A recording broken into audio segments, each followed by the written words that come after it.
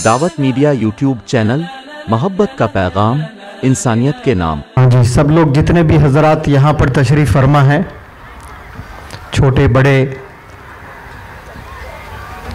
Urdu Hindi English medium के तमाम students, आपने बहुत दफ़ा बड़े लोगों से सुना होगा, जो भी चीज़ शुरू होती है और शुरुआत अच्छे से अगर होती है तो फिर अंजाम भी बहुत अच्छा होता है। बहुत शोर शराबे के साथ में ये प्रोग्राम शुरू हुआ है, ऐसे बिल्कुल आइंदा से ना करें आप लोग, क्योंकि ये एजुकेशन का प्रोग्राम है, ये कोई पॉलिटिकल प्रोग्राम नहीं है जिसमें इतना शोर शराबा हो। और मुझसे पहले शकील साहब ने एड्रेस किया था, एक दफ़ा नहीं, दो दफ़ा नहीं, तीन दफ़ा नहीं, चार दफ़ा आपने लड़कियों की तरफ देखते हुए कहा कि मेरे प्यारे बेटियों खामोश हो जाओ। इसके बावजूद भी वो खामोश नहीं हो रही हैं। बिलखुसूस वॉलंटियर्स का रोल है, वो लोग ज़िम्मेदारी से रोल अदा करना चाहिए। फ्रंट रोज़ में कभी भी छोटे छोटे बच्चियों को लेकर जो माएँ आती हैं, उनके जज्बे को मैं सलाम करता हूँ, लेकिन आपकी एक छोटी बच्ची की गड़बड़ जो करती है ना, रोती है, उसकी वजह से सबको डिस्टर्बेंस हो जाता है। मैं हमेशा स्टेज से कहता हूँ, आप चाहे ज़िंदगी में कुछ अचीव करें या ना करें, लेकिन आपने कभी डिस्टर्बिंग फैक्टर नहीं बनना, यानी आपकी वजह से दूसरों को कभी नुकसान नहीं होना चाहिए।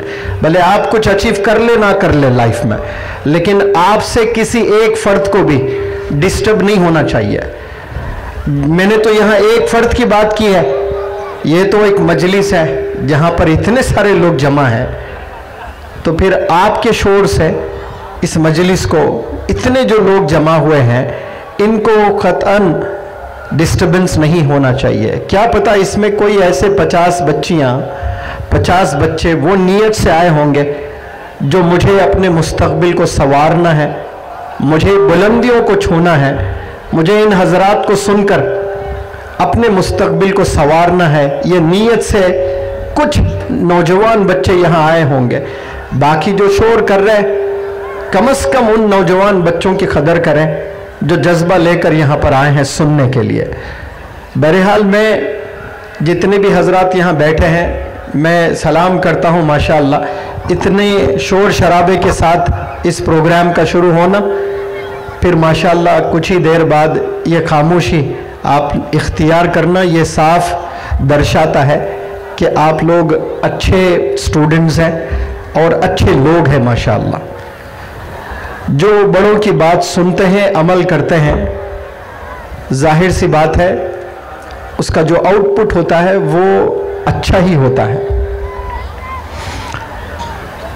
मैं कुछ बातें आप लोग के इल्म में ले आना चाहता हूं। इस दुनिया ने एक बहुत बड़ी गलती की है। वो गलती ये है कि सक्सेस किसको कहते हैं, इसके डेफिनेशन को दुनिया ने गलत अंदाज में पेश किया है।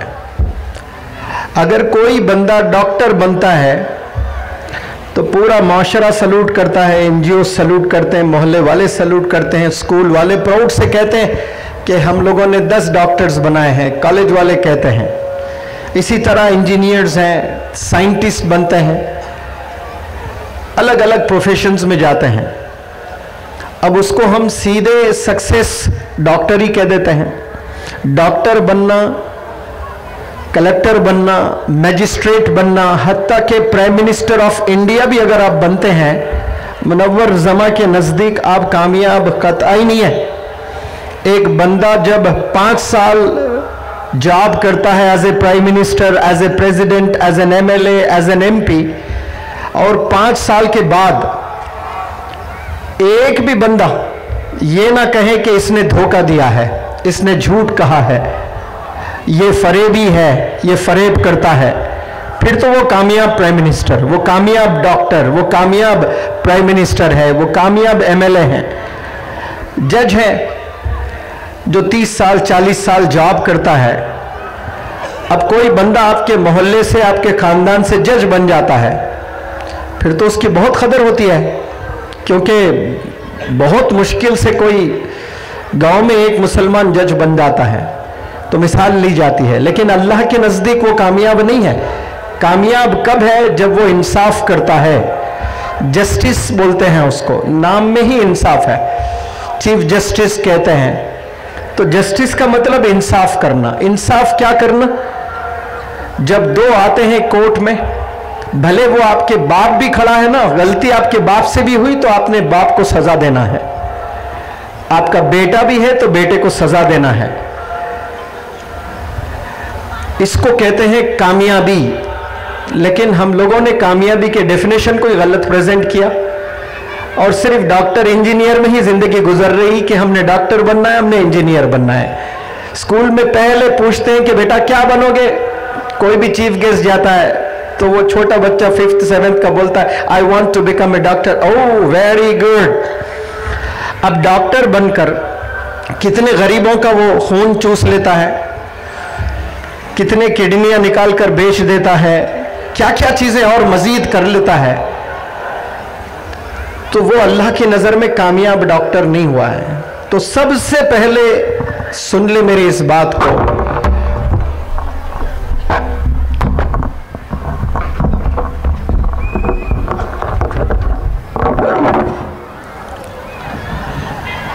आपने इंसान पहले बनना है। मैं बहुत अच्छे पॉइंट्स यहां रखूंगा, आप लोग के इल्म में ले आऊंगा। अल्लाह सुब्हानहू व तआला ने जब आप सल्लल्लाहु अलैहि वसल्लम को कमांड दिया था, वो कमांड क्या था कि आप अपने फैमिली मेंबर्स को दीन सिखाइए।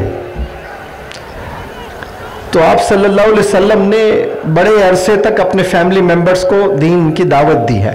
फिर उसके बाद दूसरा कमांड अल्लाह की तरफ से आया आप सल्लल्लाहु अलैहि वसल्लम पर, आप अभी अपने खानदान के मेंबरान को दीन की दावत दीजिए। तो उस वक्त में दुश्मनों का गलबा था तो छुप छुप कर दावत दी जाती थी, खुले आम दावत नहीं दी जाती थी, छुप छुप कर दावत दी जाती थी। तो आप छुप छुप कर दावत दिए, बड़े अरसे तक दिए। फिर उसके बाद और एक कमांड अल्लाह का आता है कि अभी छुप छुप कर काम करने की जरूरत नहीं है, आपने सब लोगों को, मक्के के लोगों को इकट्ठा कर ले और दीन की दावत दीजिए। तो मक्के के सारे लोग इकट्ठा हो गए। पहाड़ के ऊपर प्रॉफिट मोहम्मद सल्लल्लाहु अलैहि वसल्लम खड़े होकर मक्के के तमाम लोगों से सवाल किया, बल्कि सवाल नहीं, अपना इम्तिहान लिया। खुद का इम्तिहान लेने आज कोई बंदा तैयार नहीं है। कोई पॉलिटिशियन, कोई एमएलए, कोई एमपी, कोई मिनिस्टर, कोई जज, कोई ऑफिसर, कोई अपना टेस्ट कोई लेने के लिए तैयार नहीं होते। दूसरों का टेस्ट बहुत लेते हैं। आप देख लें, हर एक डिपार्टमेंट में, टीचर हो, पॉलिटिशियन हो, पुलिस ऑफिसर हो, दूसरों का इंटरोगेशन बहुत पुलिस ऑफिसर्स ने किया, लेकिन खुद का इंटरोगेशन जाकर किसी को कहे आप मुझे जज करिए मैं कैसा पुलिसमैन हूं, मुझे जज करिए मैं कैसा डॉक्टर हूं, मैं सही डॉक्टर हूं कि नहीं हूं। खुद का टेस्ट कोई लेते हैं इस दुनिया में? कोई खुद का टेस्ट नहीं लेते हैं। वाहिद प्रॉफिट मोहम्मद सल्लल्लाहु अलैहि वसल्लम ने तमाम मक्के के लोगों को जमा करके एक सवाल किया, how did you find me all these days? इन दिनों आप सब ने मुझे कैसे पाया? तो सारे मक्के के जितने लोग थे, बैक वक्त आवाज गूंजी, हमने आपको अस्सादिक अल अमीन पाया। अस्सादिक यानी द मोस्ट ट्रूथफुल, सच्चा पाया हमने। अल अमीन मतलब ईमानदार, ट्रस्ट वर्दी, लॉयल, ऑनेस्टी जिसको बोलते हैं। तो हमने आपको सच्चा पाया और हमने आपको लॉयल पाया। तो ये अगर तारीफ मुझ जैसे इंसान की कोई आवाम कर देते हैं खड़े होकर के बड़े मजमे में, तो मुझे तो खुशी होगी, लेकिन आप सल्लल्लाहु अलैहि वसल्लम को खुशी नहीं हुई। फिर और एक सवाल किया आपने। वो क्या सवाल? आपने कहा कि पहाड़ के इस पीछे दुश्मन का लश्कर है और आप पर अटैक करने के लिए तैयार है। अगर मैं ऐसा कहूं, क्या आप लोग मेरी बात मानोगे? तो अवाम ने कहा हम लोग 100% मानेंगे, क्योंकि आपकी मुबारक जुबान से हमने कभी जिंदगी में झूठ नहीं सुना, एक दफा भी हमने झूठ नहीं सुना। दुश्मने इस्लाम अगर मुनव्वर जमा के मिलियंस फॉलोअर्स हैं सोशल मीडिया पर, तो कुछ दुश्मन भी जरूर है। उन मिलियंस फॉलोअर्स से जाकर मेरे बारे में पूछें तो आपको 2-2, 4-4 घंटे मेरे बारे में तारीफ ही करते रहेंगे। और मुझसे जो हसद रखते हैं, मुझसे जो जलते हैं, जो मेरे एनिमीज हैं, उनसे जाकर मेरे बारे में पूछें, फज्र तक आपको मेरे बारे में गलत बताते रहेंगे कि वो मेरे दुश्मन है। लेकिन आप सल्लल्लाहु अलैहि वसल्लम के साथ ऐसा नहीं था। दुश्मन इस्लाम भी आप सल्लल्लाहु अलैहि वसल्लम को नबी नहीं मानते थे, लेकिन अस्सादिक अल अमीन मानते थे। नबी नहीं मानते थे, लेकिन अस्सादिक अल अमीन जरूर मानते थे कि ये हमेशा सच बोलते हैं, ये कभी झूठ नहीं बोलते हैं, ये हमेशा ईमानदारी के साथ जिंदगी गुजारते, कभी किसी के साथ धोखा नहीं देते हैं। तो अगर आप सल्लल्लाहु अलैहि वसल्लम को मानते हैं तो सबसे पहले डिग्री इसकी लेना, आपने अस्सादिक अल अमीन की डिग्री हासिल करना। उसके बाद आप डॉक्टर बने, इंजीनियर बने, पुलिस बने, जज बने, प्राइम मिनिस्टर बने, बिजनेस एंटरप्रेन्योर बने, क्या क्या आप बनना चाहते हैं बने, लेकिन आप झूठी नहीं बोलते और धोखा ही नहीं देते, तो आपसे बेहतर इंसान इस रूह ज़मीन पर कोई नहीं मिलेगा फिर।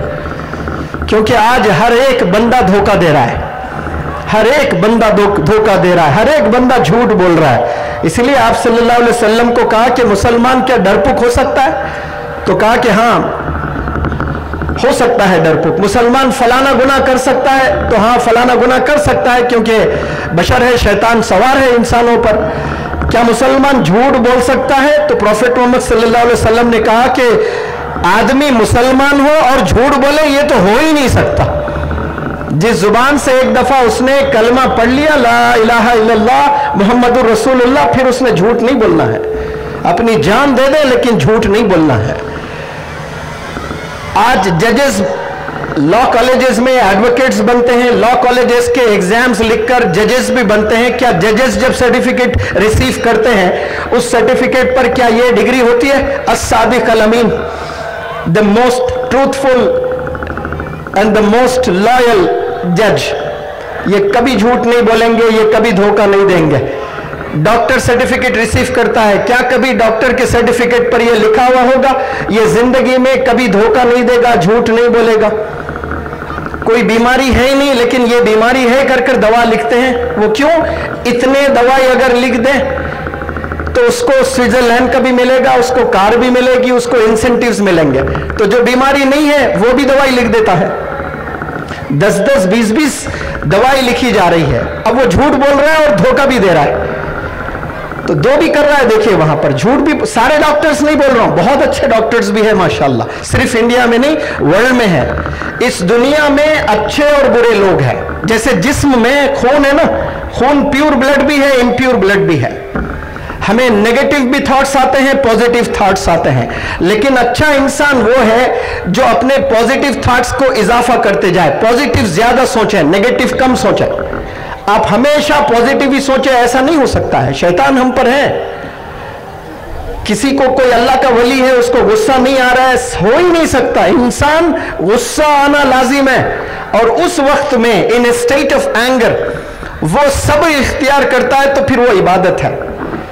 गुस्सा आता है, लेकिन गुस्से पर क्या आपने हावी होना है, सब्र को ले आना है। तो मैं वापस आता हूं उस टॉपिक पर जो सारे मक्के के लोगों से आप सल्लल्लाहु अलैहि वसल्लम ने कहा कि तैयार है दुश्मन आप पर अटैक करने के लिए, क्या आप लोग मेरी इस बात को मानेंगे? सारे लोगों ने कहा कि हाँ जरूर हम मानेंगे, क्योंकि आप अस्सादिक अल अमीन है, आप कभी झूठ नहीं बोलते हैं। होना तो यह चाहिए था कि सीधे सीधे अल्लाह की बात बता देनी थी ना, ये तो था अल्लाह का कमांड था। अपने खानदान वालों को दीन की दावत दीजिए, पहले अपने फैमिली मेंबर्स को दीजिए, फिर खानदान वालों को दीजिए, फिर इसके बाद आम कर दीजिए इसको। तो पहाड़ पर खड़े होकर लोगों को आपने दावत दी, सब इकट्ठा हुए, तो सीधे सीधे आपने अल्लाह की बात रखनी थी। लेकिन देखें, आप लोग गौर करें, आपने पहले अपने जात को रखा, फिर उसके बाद अल्लाह की बात को रखा। जात को रखा मतलब कैरेक्टर को रखा। किसको रखा? अपने कैरेक्टर को रखा है। स्वामी विवेकानंद जी से एक ब्रिटिशर ने पूछा था कि why don't you wear good clothes and look like a gentleman? आप अच्छे कपड़े क्यों नहीं पहन लेते हमारी तरह, सूट बूट टाई और एक जेंटलमैन की तरह क्यों नहीं दिखते? सवाल पूछे, why don't you wear good clothes and look like a gentleman. अब देखिए स्वामी विवेकानंद जी ने क्या जवाब दिया। आपने जवाब दिया, in your culture a tailor makes one gentleman. आपके कल्चर में, आपके कंट्री में, इंग्लैंड में एक दर्जी जो कपड़े सीता है वो इंसान को जेंटलमैन बनाता है। आइए कभी Bharat, in our culture our character makes us gentleman. यहां पे हमारा किरदार हमें जेंटलमैन बनाता है। तो किरदार का बनाना बहुत जरूरी है। पहले इल्म तो बहुत हासिल करना है, लेकिन डॉक्टर बने और आपके पास कैरेक्टर नहीं है, इंजीनियर बने और आपके पास कैरेक्टर नहीं है, जज बने आपके पास कैरेक्टर नहीं है, पॉलिटिशियन बन गए आपके पास कैरेक्टर नहीं है, तो ये सारा बनना बेकार है। सबसे पहले अपने कैरेक्टर को बनाना शुरू करें। और जितने भी बंदे मुझे सुन रहे हैं और ऑनलाइन देख रहे हैं, उनके इल्म में मैं एक बात ले आना चाहता हूं। कामयाब होने के लिए जरूरी ये नहीं कि आप अमीर घर में पैदा हो। आप स्लम में भी अगर पैदा होते हैं, 3-3 दिन फाके में जिंदगी गुजर रही है, आपके वालिदैन आपको खाना नहीं खिला रहे हैं, आपके वालिदैन आपको चाय तक नहीं दे रहे हैं, 3-3 दिन एम्प्टी स्टमक जिंदगी गुजर रही है, तब भी याद रख लें वो रुकावट नहीं है। आपकी गरीबी रुकावट कभी नहीं बन सकती। कामयाब होने के लिए इंसान को अमीर होना जरूरी नहीं है, इंसान के पास पैसे होना जरूरी नहीं है, इंसान को बेहतरीन स्कूल में तालीम हासिल करना जरूरी नहीं है। कामयाब होने के लिए सबसे पहले इरादा होना इंसान को कि मुझे ये करना है, और उस इरादे में जिद अगर आ जाती है तो दुनिया की कोई ताकत उसे रोक नहीं सकती। डॉक्टर एपीजे कलाम साहब कोई ऑक्सफोर्ड में जाकर नहीं पढ़े, कोई दिल्ली पब्लिक स्कूल में नहीं पढ़े, कोई मिशनरी स्कूल में नहीं पढ़े, वो गरीबों में पैदा हुए, स्लम्स में जिंदगी गुजरी, गरीबों में जिंदगी गुजरी। पैसे नहीं हुआ करते थे तो जाकर न्यूज़पेपर्स डाला करते थे। जब न्यूज़पेपर्स डाला करते थे तो उस स्टेट के गवर्नमेंट के जो चीफ मिनिस्टर थे वो डॉक्टर एपीजे कलाम साहब के पास जाकर ये नहीं कहें कि बेटा ये उम्र न्यूज़पेपर्स डालने की नहीं है, ये उम्र बैग पकड़ने की है, ये उम्र पढ़ाई करने की है। उस जमाने का जो भी एमएलए था होगा, जो भी एमपी था होगा, जो भी मिनिस्टर था होगा, जितने भी एनजीओस थे होंगे, वो एनजीओस डॉक्टर एपीजे कलाम साहब के पास नहीं गए, जाकर ये नहीं बोले कि बेटा ये ना डालें, पैसे मैं दूंगा। फिर भी आज वो ऐसे साइंटिस्ट बने, ऐसे प्रेसिडेंट बने, पूरी दुनिया सलूट करता है आपको। क्यों? आप में जिद थी। सबसे पहले इरादा होना इंसान को कि मुझे कुछ करना है। फिर उस पर अगर जिद इंसान में आ जाती है तो फिर कोई ताकत आपको रोक नहीं सकती कामयाब होने से। 95% बच्चे, मैं कहता हूं, बल्कि millions and millions of students every day they wake up, they hold their bags and they go to school. रोजाना सुबह जागकर वो रोजाना स्कूल जाते हैं, लेकिन जब वापस घर आते हैं they come back home empty handed, खाली हाथ आ जाते हैं, and they come back home empty minded. उनके पास में कोई इल्म नहीं होता है। 6 से 8 घंटे स्कूल में बिताते हैं, एक दिन नहीं बिताते हैं, एक हफ्ता नहीं बिताते हैं, एक महीना नहीं बिताते हैं, एक साल नहीं बिताते हैं, 10 साल ऐसे गुजर जाते हैं। लेकिन घर जब वापस आते हैं तो एम्प्टी माइंडेड, दिमाग में कुछ नहीं होता है उनके। एक लेबर होता है, और लेबर में भी कई तरह के लेबर्स होते हैं। एक वो लेबर होता है जिसके पास में स्किल होता है, जो दीवारों को जबरदस्त अंदाज में पेंट करता है। वो पेंट को देखते ही आपके मुंह से पहला जो वर्ड निकलेगा, वाओ ब्यूटीफुल, इसका मतलब उसके पास में जबरदस्त स्किल है। तो वो लेबर है, लेकिन लेबर में स्किल है। एक अदना लेबर वो होता है जिसके पास में कोई स्किल नहीं होती है, यानी कोई भी स्किल नहीं है, वो सिर्फ सामान उठाने के अलावा कुछ नहीं जानता। सिर्फ सामान उठा सकता है, पत्थर उठा सकता है, रेत उठा सकता है, बस उसके अलावा उसको कोई दूसरा काम नहीं आता है।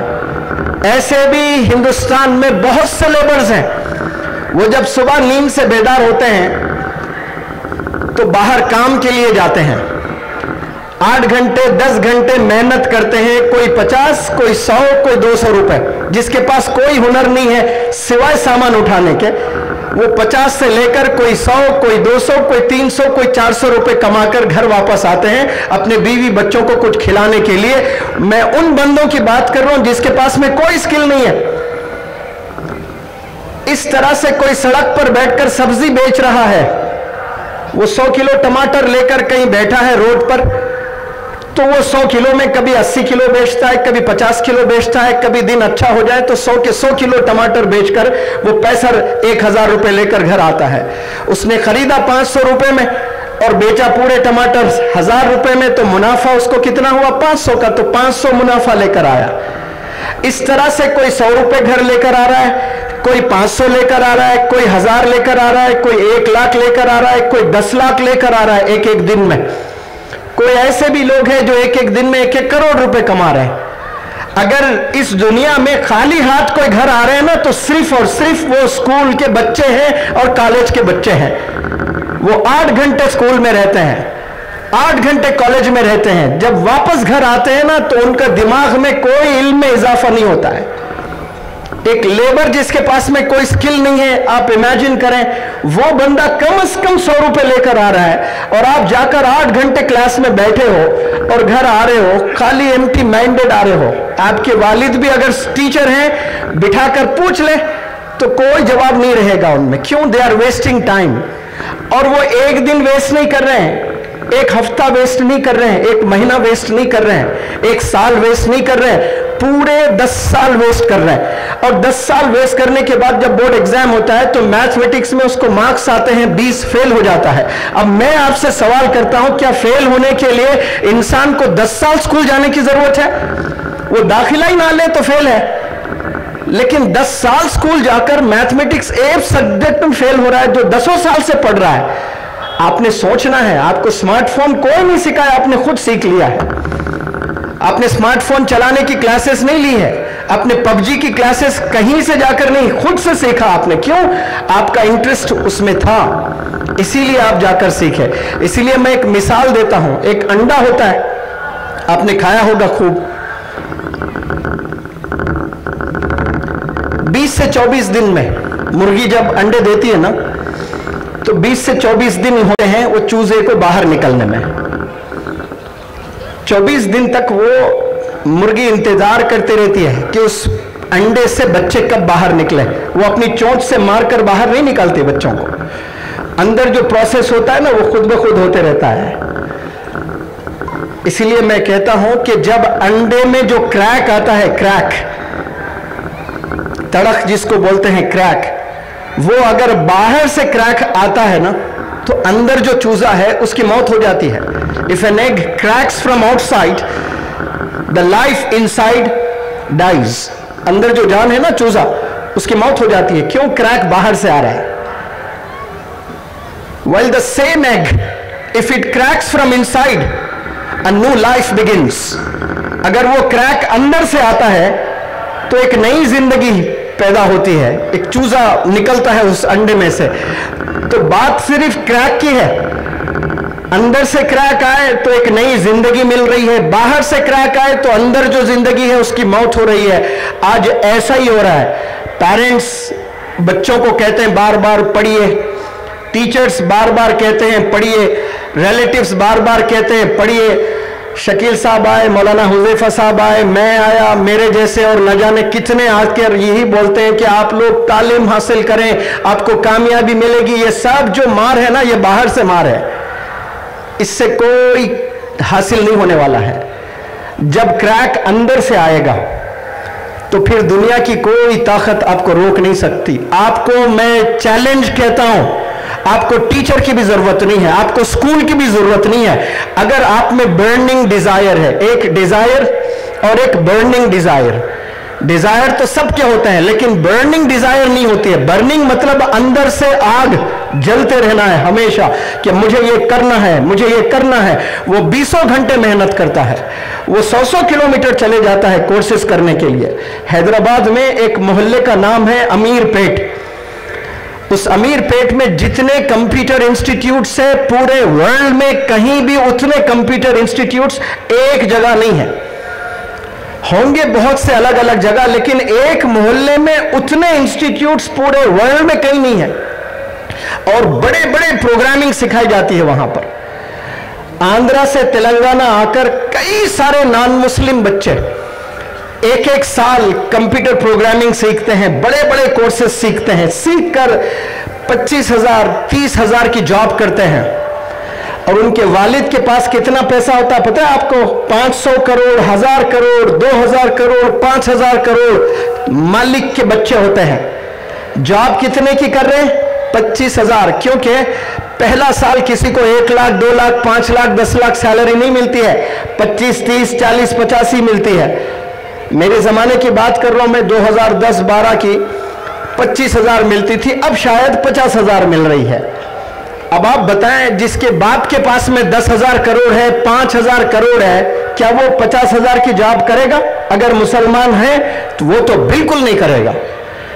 मैं करोड़पति हूं, मेरा बाप के पास में 50,000 करोड़ है, 10,000 करोड़ है, 5,000 करोड़ है, मैं 25,000 की जॉब करूं? करेगा ही नहीं।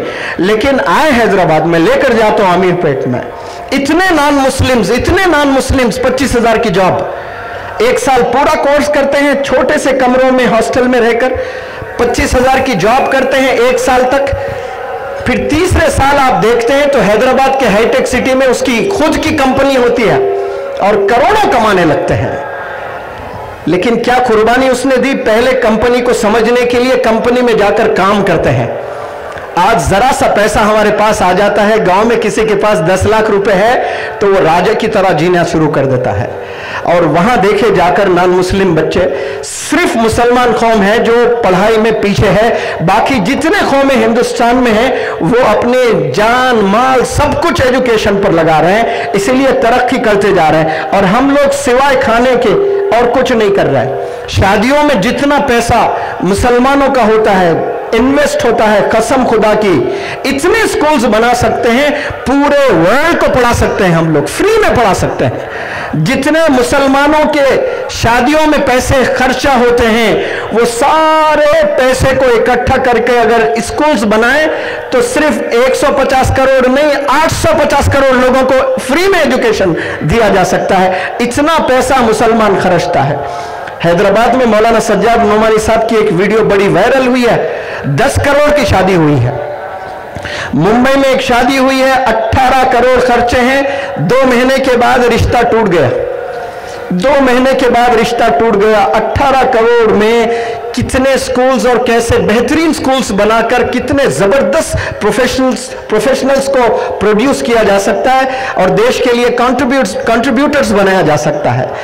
आज हम लोग जो पैसा खर्चते हैं सिर्फ कपड़ों में, खानों में, स्मार्टफोन में, गैजेट्स में, गाड़ियों में, इसी में हमारा पैसा खर्चा जा रहा है। यहां जितने बंदे बैठे हैं सबके पास में स्मार्टफोन है। क्या सवाल करें कभी, क्या आप खुद स्मार्ट इनफ हैं? हर स्मार्टफोन में कुछ दिन के बाद में नोटिफिकेशंस आते हैं, अपडेट करना होता है सॉफ्टवेयर। क्या आप खुद को अपडेट कर रहे हैं? कंप्यूटर प्रोग्रामिंग आती है आपको? ये आर्टिफिशियल इंटेलिजेंस का जमाना है।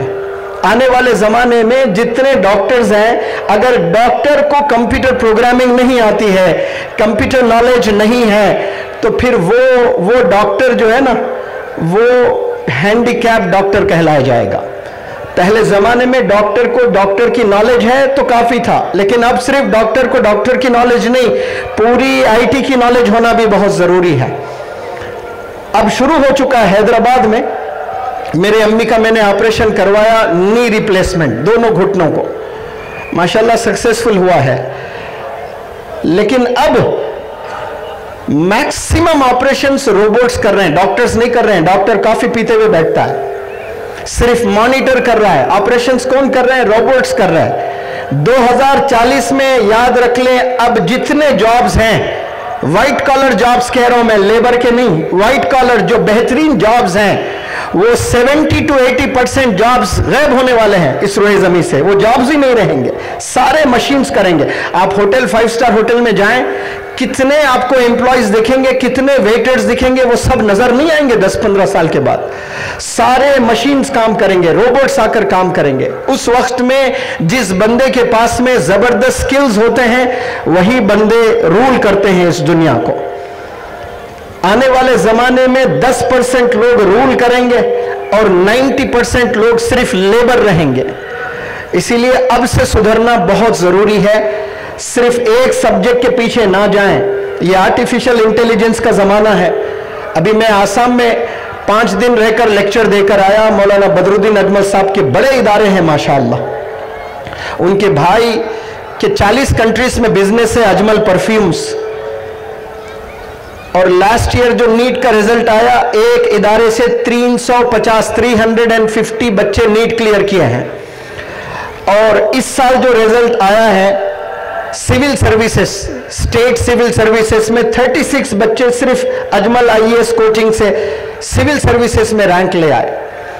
तो वो तमाम डायरेक्टर्स को बुलाकर कह रहे थे कि जब हमने 30 साल पहले अजमल फाउंडेशन खोला था, आप सब लोग आज जो मैनेजर्स हैं, जनरल मैनेजर्स हैं, डायरेक्टर्स हैं, ये सारे लोग, आप लोग हीरोज थे। लेकिन 2024 में मुझे आप लोग जीरो नजर आ रहे हैं, क्योंकि artificial intelligence, 3D animation, robotic, ये इसकी कोई नॉलेज नहीं है आप में। अगर आप लोग ये सोचकर अच्छे बंदों को हायर नहीं करते ऑफिस में, कॉलेज में, कि मेरी नौकरी चले जाएगी उनको लाने से, तो याद रख लें वैसे आपकी भी चले जाने वाली है, हम लोग इदारे ही बंद कर देंगे। लिहाजा टैलेंटेड बंदों को ले आइए। अभी बालापुर में भी मैंने ऐलान किया था, एक स्कूल अगर कोई अच्छा स्टैंडर्ड वाला एस्टैब्लिश करता है जिसकी अच्छी फी होती है, तो बाकी जो 99 स्कूल्स है ना, वो क्रिटिसाइज करना शुरू करते हैं, बैकबाइटिंग शुरू हो जाती है। और अवाम, मोहल्ले में सारे बड़े छोटे, अक्लमंद, नालायक सब लोग यही बोलते हैं, अरे ये स्कूल की बहुत ज्यादा फी है, ये पैसे लूट रहा है। क्यों? क्योंकि हम लोग को एजुकेशन फ्री में चाहिए, बाकी सब हम लोग पैसे देते हैं।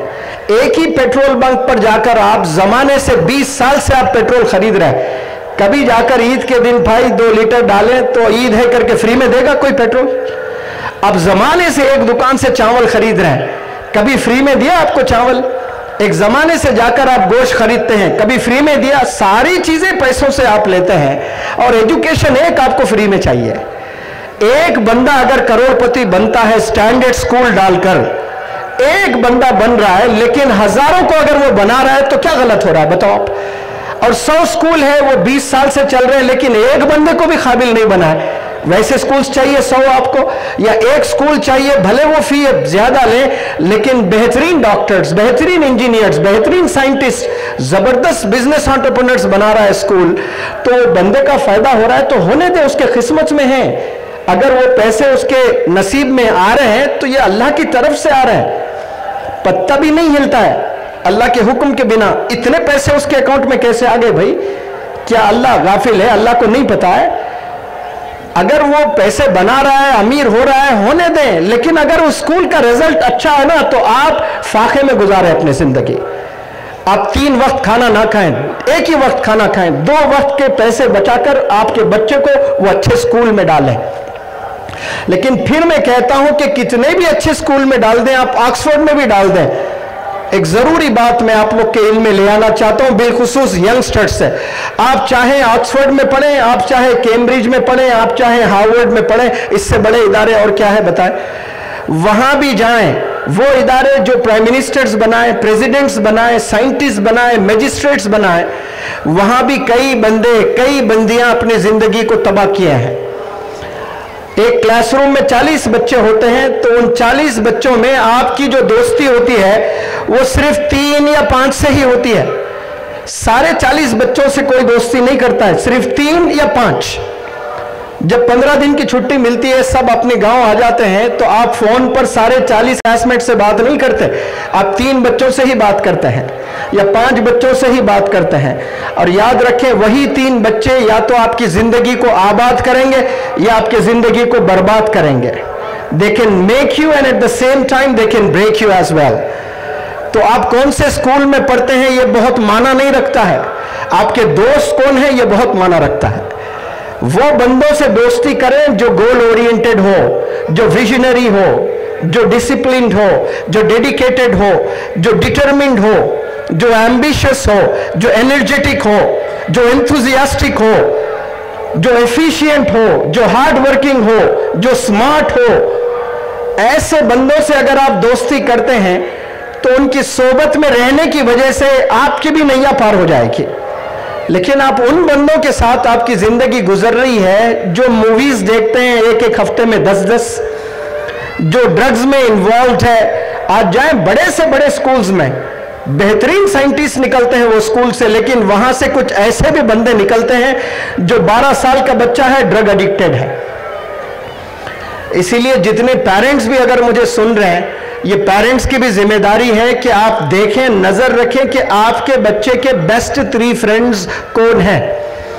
अगर वो बेस्ट 3 फ्रेंड्स गॉड फियरिंग नहीं है, अल्लाह से नहीं डरते हैं, कभी मस्जिद जाते ही नहीं है, वो पेरेंट्स को रिस्पेक्ट नहीं करते हैं, वो नमाज 5 वक्त नहीं पढ़ते हैं, वो टीचर्स की रिस्पेक्ट नहीं करते हैं और एजुकेशन का कोई इंपॉर्टेंस उनके जिंदगी में नहीं है, मैं आपसे हाथ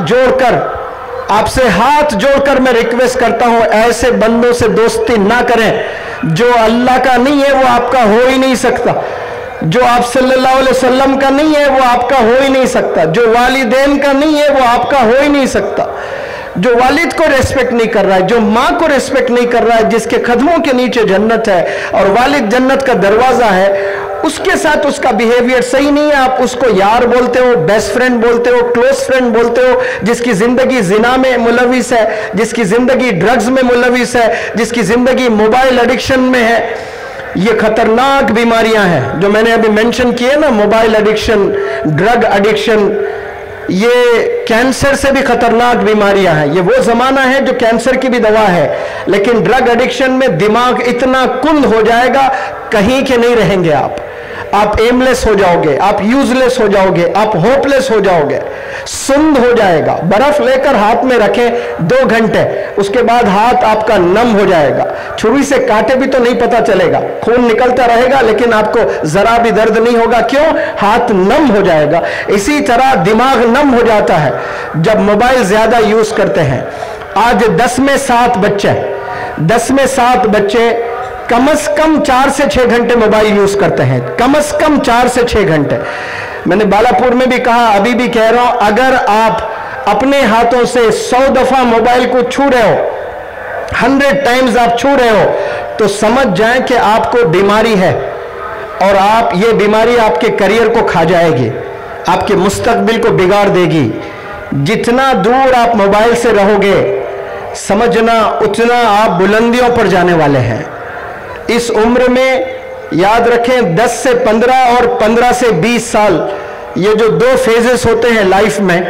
पहले मैं मेरे स्पीचेस में कहा करता था, 15 से 20 की जो जिंदगी होती है, ये पूरे लाइफ की असल जिंदगी होती है।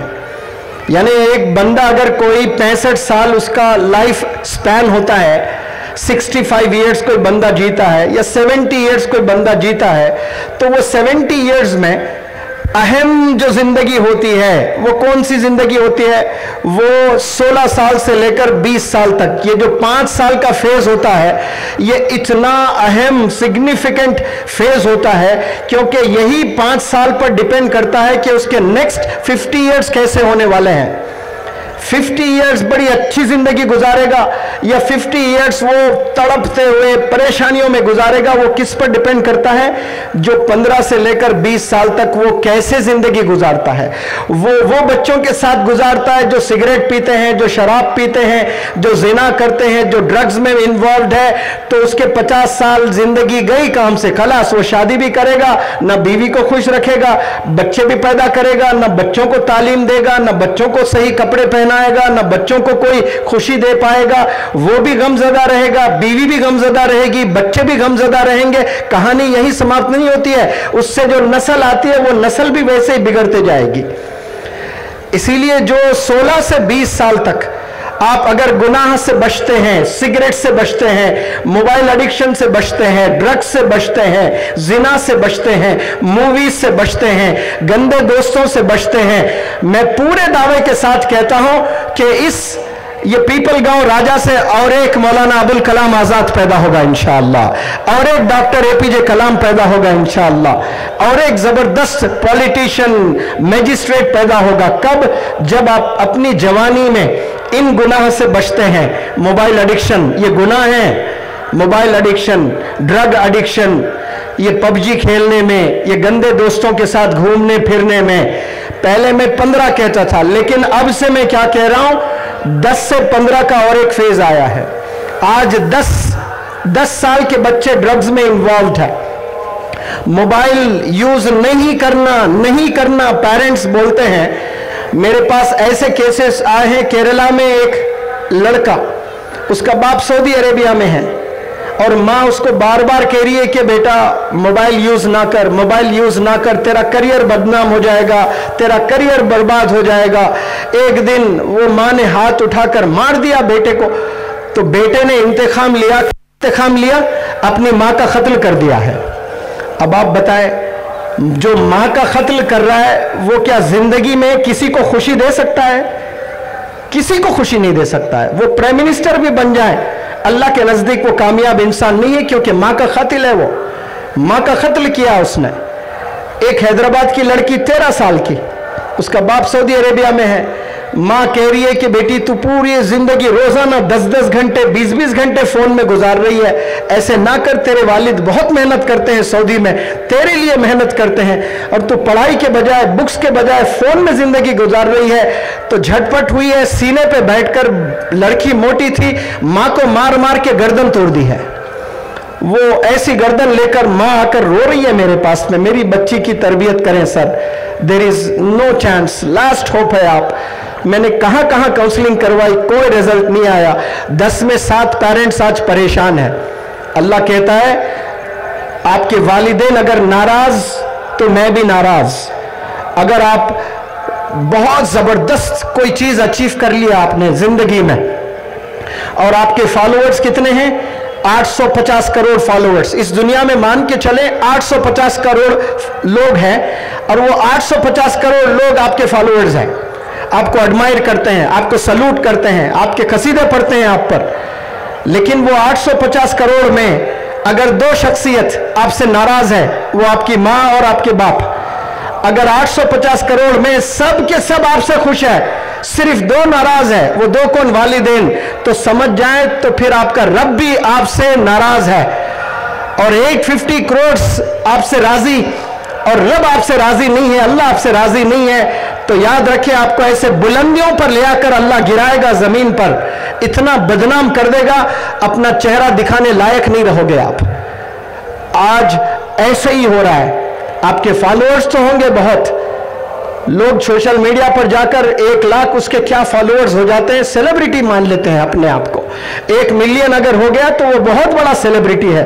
प्यारे बच्चों, अल्लाह की नजर में वो सेलिब्रिटी नहीं है। अल्लाह के नजदीक सेलिब्रिटी कौन है? दिसंबर की सर्दियां हैं, जबरदस्त सर्दियां हैं, शबनम है, कोहर है, और एक बूढ़ा बंदा चलने के लिए हड्डियों में दम नहीं है, और वो जाकर ठंडे पानी से वजू बनाकर हाथ ऐसे कांप रहे हैं और नमाज पढ़ रहा है, वो सेलिब्रिटी है इस दुनिया में, अल्लाह के नजदीक में। और उसकी तारीफ फरिश्ते करते हैं जाकर वहां पर। और आज हम लोग 1 लाख फॉलोअर्स आ जाए तो वो सेलिब्रिटी, 1 मिलियन किसी के हैं तो सेलिब्रिटी, 10 मिलियन किसी के हैं तो सेलिब्रिटी। अल्लाह के नजदीक आपके 850 करोड़ फॉलोअर्स भी अगर हो जाते हैं तो सेलिब्रिटी नहीं है आप अल्लाह के नजदीक में। आप वालिदैन को पहले खुश करना, अपने नीबर्स को रिस्पेक्ट करना, अपने टीचर्स को रिस्पेक्ट करना, अपनी जुबान से कभी गाली नहीं देना। मैं हमेशा हर जगह कहता हूं, मेरे वालिद के 2 भाई, मेरे नाना, मेरे दादा, ये 5 पर्सनैलिटीज। मेरे वालिद के 2 भाई, मेरे दादा, मेरे नाना, ये 5 पर्सनैलिटीज के जुबान से एक दफा भी मैंने कभी गाली नहीं सुनी पूरी जिंदगी में, एक दफा भी। अब जब मैंने सुनी नहीं तो अल्लाह का इतना करम, मेरी जुबान से भी गाली नहीं निकलती है। कितना भी गुस्सा आ जाए मेरी जुबान से गाली नहीं निकालता मैं। तो पेरेंट्स पे डिपेंड करता है कि आप अपने आप को कैसे पेश करते हो अपने बच्चों के सामने। आज हम पढ़ाकर बड़े खुश होते हैं कि हम अच्छे स्कूल में पढ़ा रहे हैं, लेकिन घर में अजान हो रही है, बाप नमाज भी नहीं पढ़ रहा है, रमजान का महीना है, रोजा भी नहीं रख रहा है, और फिर उसको कहां पढ़ा रहा है? बड़े से बड़े कॉन्वेंट स्कूल में पढ़ाकर मेरा बच्चा तो नीट में रैंक ले आया। कोई बड़ी चीज हासिल नहीं की आपने। बैलेंस्ड लाइफ होनी चाहिए। आपको एजुकेशन में भी बहुत अच्छे होने चाहिए, आपको दीन में भी बहुत अच्छे होने चाहिए। गुनाहों से बचना बेहतरीन इबादत है। मैं अक्सर यंगस्टर से पूछता हूं कि इबादत किसको कहते हैं? तो लोग क्या कहते हैं पता है यंगस्टर्स आज के इस जमाने के, नमाज पढ़ना ये इबादत है, रोजा रखना ये इबादत है, हज पर जाना ये इबादत है, ज़कात देना ये इबादत है। हाँ बिल्कुल है और ज़बरदस्त है। ये 5 पिलर्स है इस्लाम के। कलमे के बाद जो 4 मैंने मेंशन किए अभी, ये 5 पिलर्स है। लेकिन आप सल्लल्लाहु अलैहि वसल्लम कहते हैं बेहतरीन इबादत कौन सी इबादत है? गुनाहों से बचना बेहतरीन इबादत है। आज हम नमाज भी पढ़ते हैं, झूठ भी बोलते हैं, नमाज भी पढ़ते हैं, शराब भी पीते हैं, नमाज भी पढ़ते हैं, गीबत भी करते हैं, नमाज भी पढ़ते हैं, हसद भी करते हैं। तो फिर हमारी नमाज कोई काबिल कबूल वाली नमाज नहीं है। अगर हम नमाज पढ़ रहे हैं तो समझ जाएं कि हमारी गुनाह रोजाना विथ ईच पासिंग डे कम होते जाना, गुनाह कम होते जाना, उसके कम होते जाना। लेकिन गुनाह बढ़ते जा रहे हैं तो फिर अल्लाह के नजदीक वो काबिल कबूल से है। आपके हस्बैंड के माँ के कदमों में, तो फिर आपके सासू माँ के जो कदम है वो क्या है? गेटवे ऑफ हेवन है। लेकिन आज सासू माँ से कितनी नफरत करते हैं बहू रानियां सब।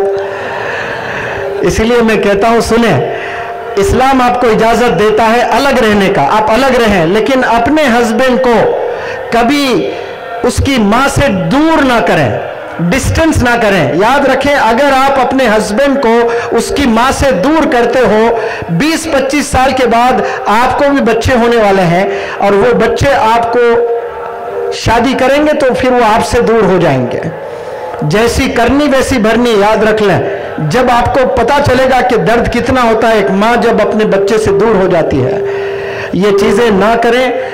इसी की वजह से आज बिगाड़ माशरे में आया है। बेहतरीन लड़की बने, बेहतरीन बहू बने, बेहतरीन बीवी बने, बेहतरीन माँ बने। और पेरेंट्स के लिए एक मैसेज देकर मेरी स्पीच मैं खत्म करता हूँ। मेरी जो दादी है वो कभी स्कूल नहीं गई है। ए के बाद बी नहीं पता था दादी को, बी के बाद सी नहीं पता था। लेकिन जब मैं 10वीं जमात में था तो 40 बच्चे मेरे क्लास में थे और मेरा जो रैंक था वो 25 था, यानी मुझसे और बेहतर 24 बच्चे पढ़ाई करते थे। लेकिन 10th एग्जाम जब 3 महीने थे, अप्रैल में कुछ एग्जाम था, तो जनवरी, फरवरी, मार्च, ये 3 महीने मेरे दादी ने क्या किया, सुबह 3 बजे मुझे नींद से जगाती थी और 3 घंटे 2 कुर्सियां होती थी, एक दादी बैठती थी, एक मैं बैठता था और 3 घंटे में पढ़ाई करता था in presence of my grand mother. और जब जब दादी को लगता कि मैं सो रहा हूं तो वो मुझे बाहर ले जाती और एक गिलास में पानी देती और कहती चेहरे पर थोड़ा पानी मार ले। फिर मैं चेहरे पे थोड़ा पानी मारता और आता, फिर पढ़ाई करता। 6 बजे उस जमाने में अजान होती, नमाज के लिए जाता, फिर उसके बाद ट्यूशन के लिए जाता। ऐसे 3 महीने मेरी दादी ने मुझ पर मेहनत की है। और 10th एग्जाम हुआ, रिजल्ट आया तो मेरा जो क्लास में रैंक था वो नंबर 3 पर आया, मैं 3rd रैंक आया। कहां था मेरा रैंक? 25th रैंक था। और क्या रैंक आया? 3rd रैंक आया। 60% आया करता था मुझे, 60, कभी 55, कभी 60, कभी 55, कभी 60। सिर्फ मेरे दादी मेरे साथ बैठे 3 घंटे तो 10th board exam, annual exam जो होता है, उसमें मुझे 82% आए। उस जमाने में 82 मतलब आज 98 के बराबर है। तो मेरी दादी कोई प्रोफेसर नहीं थी, कोई टीचर नहीं थी। मेरी दादी ने वो काम किया जो मेरे स्कूल के टीचर्स नहीं कर पाए। जब मैं प्रोग्रेस कार्ड लेने के लिए स्कूल गया तो मेरे टीचर मुझसे पूछ रहे तूने चीटिंग किया होगा, तुझे हमेशा 55% आते, आज 82 कैसे आए, तूने चीटिंग की ना। मेरे टीचर्स को यकीन नहीं है मेरे काबिलियत पर, तो मुझे काबिल किसने बनाया? मेरे दादी ने बनाया। आज माँ बाप, दादा दादी, नाना नानी घर में है लेकिन टीवी देखते हुए जिंदगी गुजर रही है, पान खाते हुए जिंदगी गुजर रही है, गीबतें करते हुए जिंदगी गुजर रही है। बच्चों के साथ कमरे में अंदर से दरवाजा लगाकर 3 घंटे बैठे आप, वो पढ़ते रहे आप देखते जाएं, वो पढ़ते रहे आप देखते जाएं। जैसे क्रिकेट मैच हो रहा होता है तो आप बैठकर देखते हो ना क्रिकेट मैच, इस तरह से आपका बच्चा क्रिकेट मैच खेल रहा समझिए आप। और आप नजर रखें 2-2, 3-3 घंटे, आपका दुलारा है, आपकी जिंदगी है वो। आप नहीं बैठेंगे तो पढ़ेगा नहीं, ये फोन डिस्टर्ब करके उसके करियर को बर्बाद कर देगा। Parents play very instrumental role. कम से कम 2 घंटे रोजाना अपने पेरेंट्स को, शौहर बीवी को मैनेज करना चाहिए कि मैं 1 घंटा दूंगा, तूने 1 घंटा देना है। मिनिमम 2 घंटे अपने पेरेंट्स को बच्चों के साथ बिताना है और जिम्मेदारी के साथ 5 वक्त नमाज पढ़ाना है। ये पेरेंट्स की जिम्मेदारी है। 2 काम जरूर करें। 3 बच्चे कौन है वो नजर रखें पेरेंट्स, वो 3 बच्चे गोल ओरिएंटेड है या नहीं है, सिंसियर है या नहीं है, स्टूडियस है या नहीं है, एम्बिशियस है या नहीं है, वो आपकी जिम्मेदारी आप देखें। उसके बाद 5 वक्त नमाज पढ़ाएं, फिर 2 घंटे आप बैठकर उनको स्टडी आवर्स का एक चार्ट बनाकर प्रैक्टिस करवाए। मुझे यकीन है बच्चा बच्चा पढ़ेगा इंशाअल्लाह और कंट्रीब्यूटर बनेगा। मैं दुआ करता हूं अल्लाह से कि ये पीपलगांव राजा के इस छोटे से गांव से इतने बड़े लोग यहाँ पर माशाल्लाह बड़ी तादाद में जो जमा हुए हैं, आप लोग एजुकेशन के एम्बेसडर्स बने इंशाअल्लाह, कंट्रीब्यूटर्स बने, वालिदैन को खुश करने वाले बने। आने वाले ज़माने में आप एक फैमिली ना चलाएं, 100 हजार फैमिली चलाने वाले बने इंशाअल्लाह। आप नीयत जैसा करते हो अल्लाह वैसी प्रोग्रामिंग करेगा। मुझे एक घर चाहिए, एक बीवी चाहिए, एक कार चाहिए, एक अच्छी नौकरी चाहिए, तो अल्लाह वही देगा फिर आपको। आप अगर ये सोचेंगे कि मैं 100 यतीम बच्चों को पढ़ाऊंगा, ये कौन सोच रहा है? 20 साल का नौजवान बच्चा, 20 साल की नौजवान बच्ची सोच रही है कि मैं 100 बेवाओं को पेंशन दूंगा, तो फिर अल्लाह सुब्हानहू तआला उसकी सैलरी 25,000 नहीं करेगा, उसको बिजनेस एंटरप्रेन्योर बनाएगा, महीना करोड़ करोड़ कमाने वाला बनेगा। क्यों? अल्लाह ने सुन लिया, उसके जज्बात को देखा अल्लाह ने, तो ले आकर कल उसको ऐसा ही बनाएगा। हम सोचते बहुत छोटा है तो अल्लाह की प्रोग्रामिंग वैसे ही होती है। बड़ा सोचे, बड़ी प्रोग्रामिंग अल्लाह करेगा इंशाअल्लाह। यहाँ जितने भी जिम्मेदारान जुड़कर ये लोगों को जोड़ें और इस प्रोग्राम को कामयाब किए, मैं सलाम करता हूँ। ऐसे प्रोग्राम्स होने चाहिए, अच्छे स्पीकर्स को बुलाना चाहिए। मैं उम्मीद करता हूँ कि आने वाले दिनों में यहाँ बेहतरीन और मज़ीद अच्छे स्कूल्स इस्टेब्लिश होंगे और यहाँ के बच्चों को विजनरी लीडर्स बनाएंगे इंशाअल्लाह। जज़ाकुमुल्लाह खैर। अस्सलामु अलैकुम। दावत मीडिया यूट्यूब चैनल, मोहब्बत का पैगाम, इंसानियत के नाम।